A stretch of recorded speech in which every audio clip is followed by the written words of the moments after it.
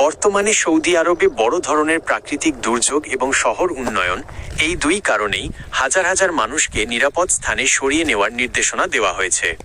ঘটনাটি নিয়ে আতঙ্কিত না হয়ে নিচের মূল কারণগুলো দেখে নিন।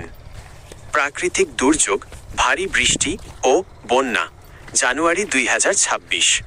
জানুয়ারির শুরু থেকেই সৌদি আরবের বিভিন্ন অঞ্চল, বিশেষ করে জেদ্দা, মক্কা, মদিনা, তাবুক এবং কাশিম অঞ্চলে মুষলধারে বৃষ্টি ও বজ্রপাত হচ্ছে।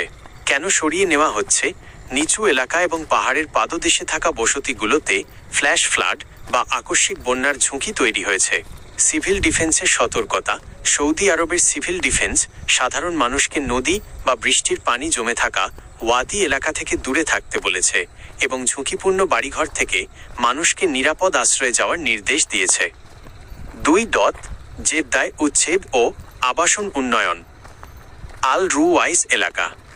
সম্প্রতি 2026 সালের জানুয়ারির শুরুর দিকে জেদ্দার আল রুওয়াইস এলাকায় 1000টিরও বেশি পুরনো ভবন খালি করার নোটিশ কার্যকর করা হয়েছে। মূল কারণ, সৌদি ভিশন 2030 এর অধীনে জরাজীর্ণ এলাকা আধুনিকায়ন প্রকল্পের অংশ হিসেবে এই ভবনগুলো ভেঙে ফেলা হচ্ছে। ওইসব এলাকায় বসবাসরত হাজার হাজার মানুষকে, যাদের একটি বড় অংশ প্রবাসী, দ্রুত ঘর ছাড়ার নির্দেশ দেওয়া হয়েছে। এটি কোনো বিপদ নয়, বরং পরিকল্পিত উন্নয়ন। 3. আবহাওয়ার রেড ও অরেঞ্জ অ্যালার্ট। সৌদি আরবের national centre for meteorology (NCM) বর্তমানে বিভিন্ন অঞ্চলে লাল ও কমলা সতর্কতা জারি করেছে।